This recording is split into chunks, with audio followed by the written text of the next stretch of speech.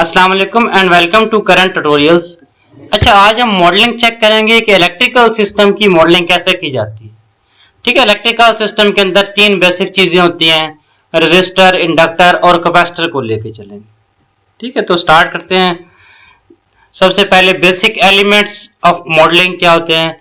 Inductor और capacitor हो अगर नॉन जीरो इनिशियल कंडीशन के साथ तो उसको कैसे मॉडल किया जाता है। देखिए, हमारे पास रेजिस्टर होता है ना, V is equal to I R. Resistor का फॉर्मूला ये V is equal to I R. अगर दोनों तरफ का लैप्लास ले दिया जाए तो यहां V of S is equal to I of S into R। और कांस्टेंट है ना, तो V ओवर I किसके इक्वल बना, R के। ठीक है, V over I is equal to R, जिनके इसको सिंपली R से रिप्रेजेंट किया जाता है। इसी तरह अगर कैपेसिटर हो तो कैपेसिटर में क्या होता है, I is equal to C D V by D T. इसी तरह V is equal to 1 by C integral of I D T. इसका अगर लैप्लास ले लें, V of S is equal to 1 over C, ऐसे ही आ जाएगा। इंटीग्रल है I of S over S। I of S over S जो था यहां इसके साथ मल्टीप्लाई करके लिख दिया। ठीक है, I of S over S जहां लिखा हो तो S जो है C के साथ मल्टीप्लाई होगा। V ओवर I उस तरफ गया तो डिवाइड हो गया। V over I is equal to C S. ठीक है, वोल्टेज और करंट की रेशियो किसके इक्वल होती है, 1 ओवर सी एस की। इसी तरह इंडक्टर होता है, इंडक्टर में V is equal to L D I by D T. V is equal to L D I by D T, तो इसमें दोनों की तरफ का लैप्लास लेंगे तो V of S is equal to L S I S आ जाएगा। ठीक है, जब एल एस उस तरफ आई एस उस तरफ जाके डिवाइड हो गया तो यहां पे सिंपली एल एस रह जाएगा। अच्छा, ये देखें, ये जितने भी किए हैं दोनों तीनों हमने सारे जीरो इनिशियल कंडीशन के साथ किए हैं, क्योंकि देखें लैप्लास ट्रांसफॉर्म जो है D I by D T का होता है L S minus I of zero, यानी कि इनिशियल कंडीशन हमने नहीं की है ना। लैप्लास ट्रांसफॉर्म देखें ना, अगर वाई ऑफ टी का हो वाई ऑफ टी का तो वाई ऑफ एस होता है, अगर वाई डैश ऑफ टी का हो तो S Y of S minus Y of zero होता है। वाई ऑफ जीरो होता है, जैसे यहाँ पे देखें इसमें आई ऑफ जीरो भी हमें ऐड करना चाहिए था, यहाँ पे माइनस आई ऑफ जीरो। इसी तरह यहाँ पे अगर देखें तो आई ऑफ जीरो भी ऐड करना चाहिए था। हमने ये जो कंडीशन की है, हमें अज्यूम किया है कि शुरू में इंडक्टर या कैपेसिटर के ऊपर कोई चार्ज नहीं है। ठीक है, जब शुरू में कोई चार्ज नहीं है तो इक्वल टू जीरो पुट कर दें। अब इसको देखें, इसका लैप्लास R के इक्वल है, इसका लैप्लास 1 ओवर सी एस के इक्वल है, इसका एल एस के इक्वल है। वोल्टेज और करंट का relation V is equal to I R के इक्वल होता है। इसी तरह यहाँ पे इंडक्टर के कैपेसिटर के केस में I is equal to C D V by D T के इक्वल होता है। इस तरह इंडक्टर के केस में V is equal to L D I by D T के होता है। अगर V की इक्वेशन हो तो फिर हम I के निकाल सकते हैं, इसी तरह I की इक्वेशन हो तो हम V के निकाल सकते हैं, V हो तो हम I निकाल सकते हैं ना। दोनों में से कोई एक इक्वेशन हो दूसरी हम उससे फाइंड कर सकते हैं। जैसे R is equal to C D V by D T है, ये डेरिवेटिव है। ठीक है, वो करंट जो है वोल्टेज का डेरिवेटिव है, तो वोल्टेज क्या होंगे, करंट का इंटीग्रल। वोल्टेज क्या होंगे, करंट का इंटीग्रल। इधर C मल्टीप्लाई हो रहा है तो उधर C क्या आ जाएगा, डिवाइड होगा। इसी तरह वोल्टेज जो है करंट का डेरिवेटिव है, वोल्टेज करंट का डेरिवेटिव है तो करंट क्या होगी, वोल्टेज की इंटीग्रेशन। इधर L मल्टीप्लाई हो रहा है, उधर L के जाके क्या होगा, डिवाइड होगा। सही है। अच्छा, अगर हमारे पास इंडक्टर हो और जीरो इनिशियल कंडीशन हो, ठीक है, तो फिर क्या होगा, और अगर कैपेसिटर हो तो उस केस में जीरो इनिशियल कंडीशन हो तो फिर क्या होगा। ठीक है, तो सबसे पहले इंडक्टर देखते हैं। अगर इंडक्टर की मॉडलिंग करनी हो और जीरो इनिशियल कंडीशन हो तो उसको हम कैसे सॉल्व करें। देखते हैं, इंडक्टर में होता है V is equal to L D I by D T. V is equal to L D I by D T. D I by D T क्या है, यानी कि ये करंट का फर्स्ट डेरिवेटिव है। करंट का फर्स्ट डेरिवेटिव है, जब इसका लैप्लास लेंगे तो S I F S minus I F zero आ जाएगा। आई एफ जीरो कौन सी है, जो इनिशियल स्टेट के ऊपर उसकी करंट है, यानी कि जो इनिशियली उसके अंदर करंट स्टोर्ड है वो वाले current. I F S minus I F zero आ गया। जब एस आई एफ जीरो आ गया तो ये क्या आ जाएगा, इस केस में एल अंदर मल्टीप्लाई होगा, एल अंदर मल्टीप्लाई, क्योंकि L D I by D T है ना, लेकिन एल बाहर मल्टीप्लाई हो रहा है जब L इसके साथ मल्टीप्लाई होगा तो L S बन जाएगा, जब L इस I नॉट के साथ मल्टीप्लाई होगा तो L I नॉट बन जाएगा। ठीक है, S L I of S ये तब होता है जब इनिशियली कोई करंट इसके ऊपर स्टोर नहीं होती। जब इसके ऊपर कोई करंट स्टोर हो तो माइनस L I नॉट जो है इसको सब्ट्रैक्ट कर देते हैं। ये जो इनिशियल करंट इसके अंदर स्टोर होती है। इसकी डायग्राम देखते हैं कि किस तरह बनती है। अब ये देखें, यहां पे आप देखें कि ये वोल्टेज है, वोल्टेज किस तरह जी, एस एल के साथ माइनस, ये देखें ना, अगर ये पॉजिटिव है तो ये नेगेटिव है, उल्टा लगाया हुआ है ना, उल्टा लगाया हुआ। एस एल माइनस, देखिए S L minus L S इसके साथ मल्टीप्लाई हो गया minus L I not, L के साथ एस एल के साथ ये I नॉट आ गया minus L I not. L I not का हमने एक अलग सोर्स बना दिया।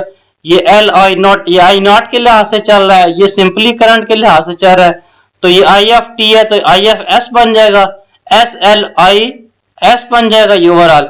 तो ये नेगेटिव टर्म के साथ माइनस L I नॉट बन गया। ठीक है, ये माइनस L I नॉट ये वाला नेगेटिव करंट वोल्टेज सॉरी ये आ गया। इसी तरह अगर इसका करंट का मॉडल देखें तो L S सिंपली आ गया। ठीक है, एस एल सिंपली आ गया और साथ में L I नॉट है तो I नॉट बाय S आ जाएगा। अब देखें, असल हमारा सर्किट ये था ना, S L minus L I not, S L के साथ I S मल्टीप्लाई हो रहा है, वो यही वाली करंट मल्टीप्लाई हो रहा है, और माइनस L I नॉट ये कहां से आया, इस वाली रिलेशन देखिए एस एल ये वाला, उसके साथ I of T I of S multiply हो रहा है माइनस L I नॉट, ये आ गया। अब देखें, ये अगर सीरीज में है तो इसका पैरेलल इक्विवेलेंट हम क्या कर सकते हैं, थेवेनिन से नॉर्टन में जब ड्यूल थ्योरम्स निकालते हैं उसकी मदद से हम कन्वर्ट कर सकते हैं। तो इसमें जब सीरीज थेवेनिन इक्विवेलेंट, ये इसको, ये आपके लेफ्ट साइड वाला थेवेनिन इक्विवेलेंट है, इसको हम नॉर्टन इक्विवेलेंट कहते हैं। देखिए, इसका इक्विवेलेंट जो है, इसकी ये इसकी रेजिस्टेंस है और ये इसके वोल्टेज है। ठीक है, रेजिस्टेंस या इम्पीडेंस बिल्कुल एज इट इज आ जाती है, वोल्टेज रिप्लेस हो जाते हैं करंट से। जब वोल्टेज करंट से रिप्लेस होते हैं तो current I is equal to V over R होती है। Current I is equal to V over R, V voltage ये हो गए और R ये हो गई, इससे डिवाइड करें इस वोल्टेज को। ठीक है, इस रेजिस्टेंस से डिवाइड करें L I not minus L I not divided by S L. ठीक है, L और L कैंसिल हो जाएगा तो I नॉट बाय S आ गया। जैसे देखिए I is equal to V over R होता है ना, अगर यहां करंट फाइंड करनी है तो I is equal to V over R कर लिया, या V ओवर Z कह लेना, V ओवर Z कर लिया तो voltage divided by impedance, voltage इसके ये है, इम्पीडेंस इसकी ये है, L I not divided by S L कर दिया, L और L कट गए और I नॉट बाय S आ गया। ठीक है, मॉडलिंग देखते हैं कैपेसिटर की, अगर नॉन जीरो इनिशियल कंडीशन हो तो फिर कैसे की जाती है। देखिए, कैपेसिटर के केस में फार्मूला होता है I is equal to C dV by dt। dV by dt dV by dt क्या, वोल्टेज का फर्स्ट डेरिवेटिव है। इस फर्स्ट डेरिवेटिव का अगर हम लैप्लास ले, S V of S minus V of 0 बनता है, S V of S minus V of 0 आ गया। अब इस केस में देखें, साथ में C मल्टीप्लाई होगा, C मल्टीप्लाई होगा तो S C minus C V not हो जाएगा। ठीक है, ये किस चीज की इक्वेशन है, करंट की है। तो करंट का मॉडल बनाएंगे ना, करंट का पैरेलल इक्विवेलेंट मॉडल बनेगा या सीरीज इक्विवेलेंट मॉडल बनेगा। करंट डिस्ट्रीब्यूट होती है पैरेलल में ना, तो पैरेलल इक्विवेलेंट मॉडल बनेगा, क्योंकि सीरीज में वोल्टेज सेम होते हैं। तो इस पे देखें, यहां पे क्या है, S C minus C V naught. ठीक है, 1 ओवर एस ही आ गया। देखिए, ये वोल्टेज और करंट है ना, तो वोल्टेज और करंट के लिहाज से अगर V ओवर I फाइंड करें तो ये 1 ओवर एस सी उधर जाके डिवाइड हो जाएगा, तो V इधर आके क्या आ जाएगा, I इधर आके मल्टीप्लाई हो जाएगा, तो तो 1 ओवर एस सी आ गया, और माइनस क्या आ गया, सी वी नॉट। माइनस कैसे आया, क्योंकि इसकी डायरेक्शन ऊपर नीचे की तरफ है, तो इसकी डायरेक्शन क्या आ जाएगी, ऊपर की तरफ आ जाएगी। ये अपोजिट डायरेक्शन में है, इसलिए यहाँ पे ये माइनस का साइन यहाँ पे रिफ्लेक्ट हो रहा है। वैसे भी कैपेसिटर का क्या होता है, लैप्लास 1 ओवर सी एस होता है। इंडक्टर का क्या होता है, एल एस होता है।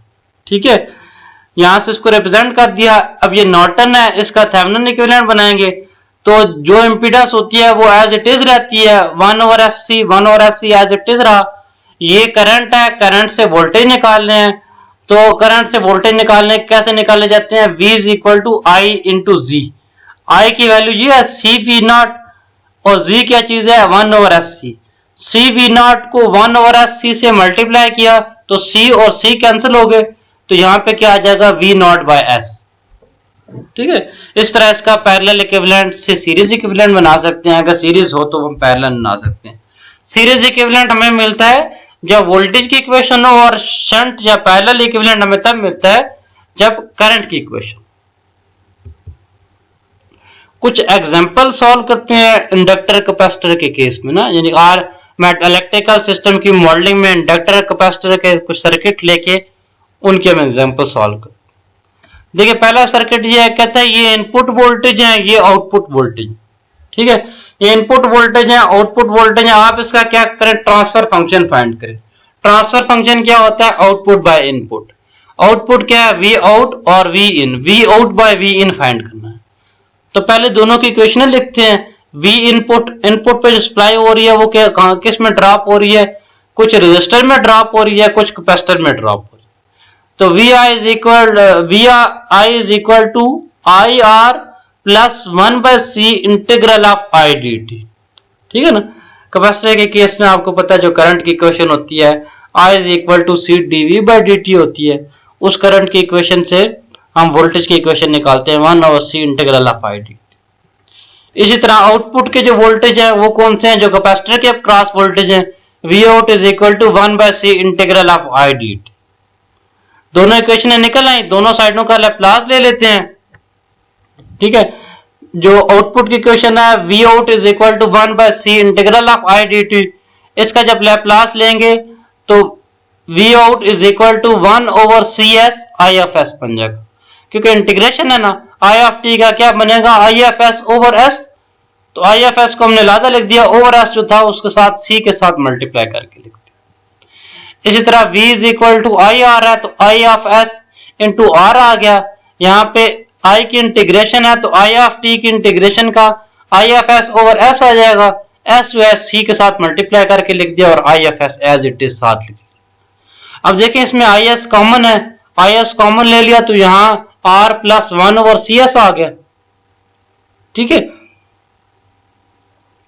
अब आउटपुट के जो वोल्टेज निकले हैं V out is equal to I F S के साथ 1 ओवर सी एस मल्टीप्लाई हो रहा है। इनपुट के साथ में क्या है, आई एफ एस के साथ R over 1 plus C S multiply हो रहा है। अब वी ओवर आई फाइंड करते हैं, V output by V input. जब V output by V input find किया, आउटपुट वाले इक्वेशन के वो इक्वल जो आ रहा था वो ऊपर लिखा, इनपुट वाला नीचे लिखा, आई और आई कैंसिल हो गए। ठीक है, तो यहाँ पे क्या रह जाएगा, 1 over C S. 1 over C S में सी एस नीचे जाके मल्टीप्लाई हो जाएगा। जब सी एस नीचे जाके मल्टीप्लाई होगा तो जब आर के साथ मल्टीप्लाई होगा तो आर सी एस बन जाएगा। 1 ओवर सी एस से मल्टीप्लाई होगा तो 1 आ जाएगा, तो ये बना आर सी एस प्लस 1। ठीक है, तो इसी तरह इसकी इक्वेशन बनी 1 over divided by 1 plus R C S. 1 plus R C S लिख दें, आर सी एस प्लस 1 लिख दें, एक ही मतलब। एक और एग्जांपल सॉल्व करते हैं। अब देखें हमारे पास ये एक रेजिस्टर है, इंडक्टर, कैपेसिटर, इसमें तीनों चीजें आ गई। पिछले केस में रेजिस्टर और कैपेसिटर था, इस केस में साथ में इंडक्टर भी आ गया। ठीक है, अब ये इनपुट है, सप्लाई यहाँ पे दे रहे हैं। इनपुट जो सप्लाई है कुछ इंडक्टर में ड्रॉप हो रही है। इंडक्टर का फॉर्मूला क्या है, v is equal to L D I by D. कुछ कैपेसिटर में ड्रॉप हो रही है, v is equal to I R. इसी तरह कुछ कैपेसिटर में ड्रॉप हो रही है, उसमें क्या 1 by C integral of I D T. जो आउटपुट वोल्टेज है वो सिर्फ कैपेसिटर के क्रॉस है, तो 1 by C integral of I D T. ठीक है, दोनों तरफ का जब लैप्लास ले लेंगे तो ये V F I L D I by D T है, तो L S into I of S कर दिया। ठीक है, इनिशियल कंडीशन हमने इन सारे केस एग्जांपल्स में इक्वल टू 0 कंसीडर किए गए। इनिशियली इंडक्टर या कैपेसिटर के ऊपर कोई चार्ज नहीं है। एलएस आ गया माइनस, देखें आई आर है तो I R into I F S आ जाएगा। 1/c integral of I D T है तो आई के इंटीग्रल का क्या बन जाएगा, I F S over S. ठीक है, यहां पे भी integral of I D T था, ये देखें ना, ये भी integral of I D T था, तो ये I F S over S बन गया। ठीक है, अब देखें ऊपर वाले इक्वेशन में भी आई एफ एस कॉमन है, तो ऊपर वाले में से आई एफ एस कॉमन ले लेंगे तो यहाँ क्या बन जाएगा, L S plus R plus 1 over C S.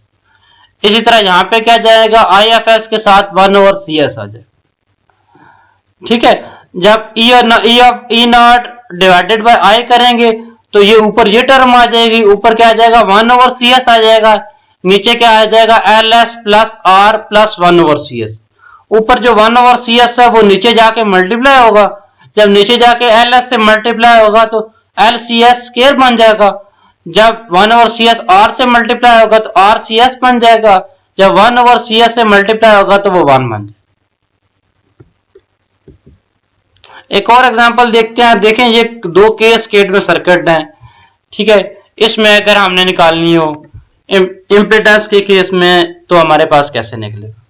ठीक है, पहले को हमने Z1 कह दिया, Z2 कह दिया, Z3 कह दिया, Z4 कह दिया। ठीक है, कैपेसिटर वाले को इसको Z3 कह दिया, इसको Z4 कह दिया।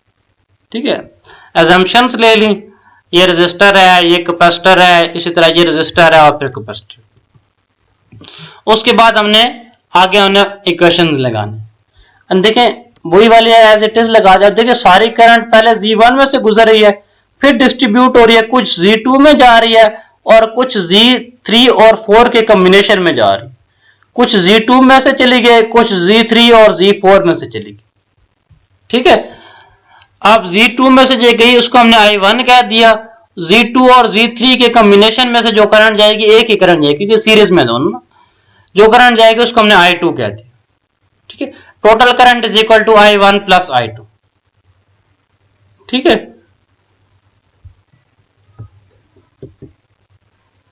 आगे चलते हैं। अब उसमें देखें, अच्छा इसमें आप पहले करंट डिवाइडर देख लें।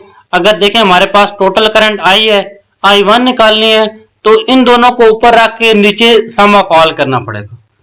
इसे ये नीचे देखें, अगर I1 निकालनी है तो Z3 और Z4 को ऊपर रख के नीचे Z2 plus Z3 plus Z4 करना पड़ेगा। इसी तरह I2 निकालनी है, ये वाली करंट निकालनी है तो इसको ऊपर रखेंगे, नीचे सम ऑफ बोथ कर देंगे।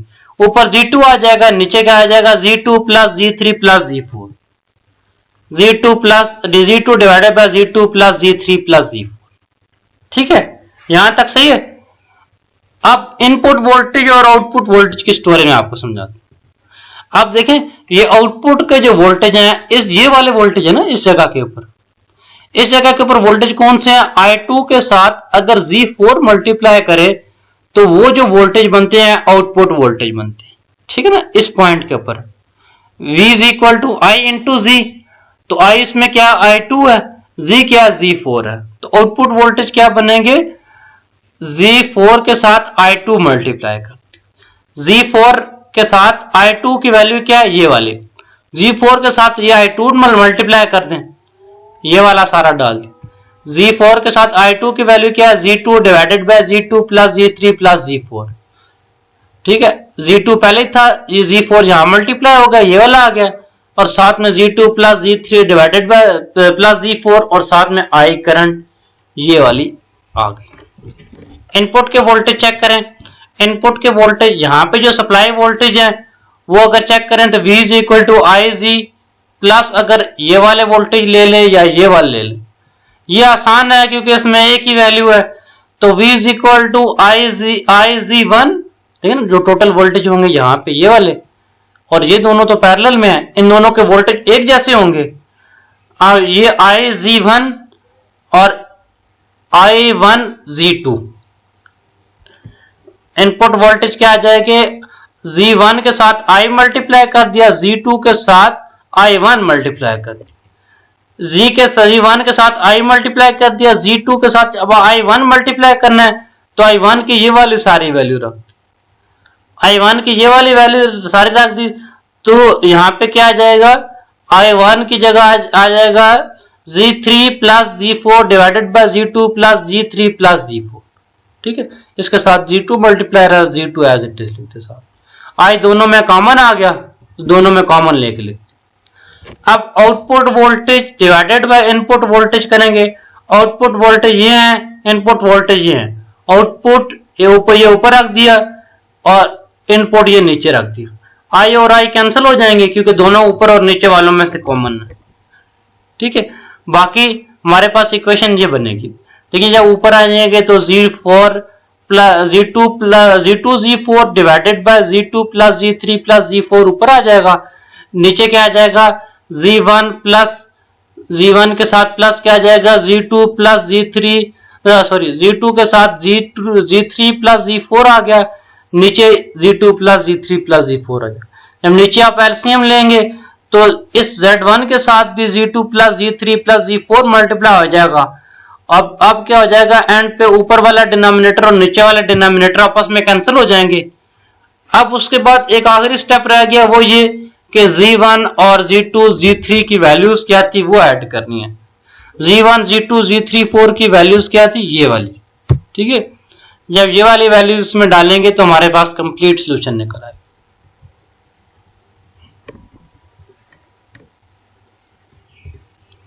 एक लास्ट एग्जांपल सॉल्व करते हैं। अब लैप्लास ट्रांसफॉर्म की मदद से हमने फाइंड करना है v of t at t greater than 0। ठीक है, t की वैल्यू जब ग्रेटर देन 0 के ऊपर हो तब हमने v ऑफ t की इक्वेशन फाइंड करने हैं, जबकि t इज इक्वल टू 0 के ऊपर ये इस जगह से शिफ्ट होके इस जगह लगा दे। इस जगह से शिफ्ट होकर जब इस जगह लगा दिया जाता है तो ये डिस्चार्जिंग वाला सीन। ठीक है, डीसी सप्लाई लगी हुई है, कैपेसिटर लगा हुआ है, और जब t इज इक्वल टू 0 के ऊपर था तो यहाँ पे चार्ज हो रहा था। t इज इक्वल टू 0 से पहले चार्ज हो रहा था 0 के ऊपर, जब यहाँ शिफ्ट हो गया नीचे तो डिस्चार्जिंग वाला सीन है कैपेसिटर का। उसके केस में वोल्टेज की इक्वेशन निकालनी। ठीक है, डिस्चार्जिंग के केस में जब ये यहां से इधर शॉर्ट हो जाएगा तो क्या आ जाएगा, ये यहाँ पे रेजिस्टर आ जाएगा, सीधा सीधा आगे एक कैपेसिटर आ गया और एक रेजिस्टर आ गया। रेजिस्टर आ गया सीधा सीधा और एक कैपेसिटर और एक रेजिस्टर था। हमने क्या किया जी, रेजिस्टर दोनों एक तरफ ले जाएंगे। ये 6 वाला रेजिस्टर तीनों आपस में पैरेलल में हो जाएंगे, क्योंकि ये देखिए यहां से शॉर्ट हो गया तो ये ग्राउंड पॉइंट शिफ्ट हो गया, ये और ये तीनों पैरेलल में हो जाएंगे। 6 वाला रेजिस्टर, फिर कैपेसिटर, फिर 3 वाला रेजिस्टर। तो हम इसको सीधी तरतीब में लगा देते हैं। पहले कैपेसिटर लगाते हैं, फिर दोनों रेजिस्टर लगाते हैं। पहले कैपेसिटर लगा दिया, फिर दोनों रेजिस्टर लगा। ठीक है, कैपेसिटर में I is equal to C D V by D T होता है चार्जिंग के केस में, और डिस्चार्जिंग के केस में वो स्लोप कम हो रहा होता है, तो I is equal to minus C D V by D T. ठीक है, नेगेटिव साइन होता है यहाँ। इसी तरह सिंपल वोल्टेज की इक्वेशन क्या होती है, V is equal to I R. V is equal to I R के केस में जो करंट चल रही है वो कौन सी चल रही है, कैपेसिटर की। उस करंट की वैल्यू डाल दी, इसकी क्या है, minus C D V by D T, तो minus R C D V by D T. ठीक है, ये नेगेटिव वाली टर्म है, उधर जाके पॉजिटिव हो जाएगी। उधर जाके जब पॉजिटिव हो जाएगी तो minus R C D V by D T plus V C of T आ गई। ठीक है, अगर इसको प्रॉपर फॉर्म में लगाना है तो 1 ओवर आर सी से ये डिवाइड कर देंगे, तो यहाँ पे 1 रह जाएगा, यहाँ पे डिवाइडेड बाई आर सी आ जाएगा। ठीक है, अब आर और सी की वैल्यू डाल दें। आर और सी की वैल्यू क्या है, आर की वैल्यू क्या है, ठीक है, आर की टोटल वैल्यू निकालनी होती है ना। 3 और 6 का पैरेलल इक्विवेलेंट। 3 और 6 का पैरेलल इक्विवेलेंट क्या होता है, ऊपर में मल्टीप्लाई होते हैं, नीचे ऐड होते हैं। 18 डिवाइडेड बाई 9 2 आ गया, 2 किलो ओम, तो ये 2 मल्टीप्लाई बाय 10 रेज़्ड पावर 3 आ। ठीक है, मल्टीप्लाई बाय सी की वैल्यू क्या है, सी की वैल्यू 100 माइक्रोफैराड है। 100 मल्टीप्लाई बाय 10 रेज़्ड पावर -6। ठीक है, इस सारे को सॉल्व किया तो ये 5 आ गया। ये हमारे पास फर्स्ट ऑर्डर डिफरेंशियल इक्वेशन बनी। फर्स्ट ऑर्डर डिफरेंशियल इक्वेशन बनी, जब इसका लैप्लास लेंगे तो S V of S minus V of 0 plus 5 V of S आ जाएगा। एस वी ऑफ एस आ गया minus V of 0 V of zero की वैल्यू 4, ठीक है, प्लस 5 वी ऑफ एस। अब ये वाली वैल्यू 4 कैसे है, माइनस वी ऑफ जीरो, ये ऊपर गिवन थी, ये देखे ना, ये था V of zero is equal to 4 volt, ये पहले इनिशियल कंडीशन एक गिवन थी और ये होनी चाहिए फर्स्ट ऑर्डर डिफरेंशियल इक्वेशन को सॉल्व करने के लिए, एक इनिशियल कंडीशन में चाहिए होती है, ठीक है। माइनस वी ऑफ जीरो आ गया, माइनस वी ऑफ जीरो की वैल्यू ये आ गई। अब ये 4 उधर चला जाएगा तो पॉजिटिव हो जाएगा, इन दोनों में से वी ऑफ एस कॉमन ले लेंगे तो ये क्या बन जाएगा, एस प्लस 5। एस प्लस 5 इधर मल्टीप्लाई हो रहा है तो उधर जाके डिवाइड हो जाएगा, तो ये बनेगा 4 डिवाइडेड बाय एस प्लस 5, ठीक है। इसका इनवर्स लैप्लास लेंगे तो 4 कांस्टेंट है, 1 ओवर एस प्लस ए का क्या होता है, E raise power minus A T, तो 1 ओवर एस प्लस 5 है तो E raise power minus 5 T आ जाए, ठीक है। इस तरह हम इसका क्या कर सकते हैं, इसका किसी भी सर्किट को हम लैप्लास की मदद से सॉल्व कर सकते हैं, इलेक्ट्रिकल सिस्टम की इक्वेशन लिख सकते हैं, ठीक है। आप करंट ट्यूटोरियल्स को सब्सक्राइब कीजिएगा और बाकी जो चीजें देखनी हो आपने इस तरह के रेलेवेंट या हमारे प्लेलिस्ट में जाके डिटेल से बाकी चीजें सारी देख सकते हैं, मुख्तलिफ टॉपिक्स के ऊपर बने हैं। Thank you.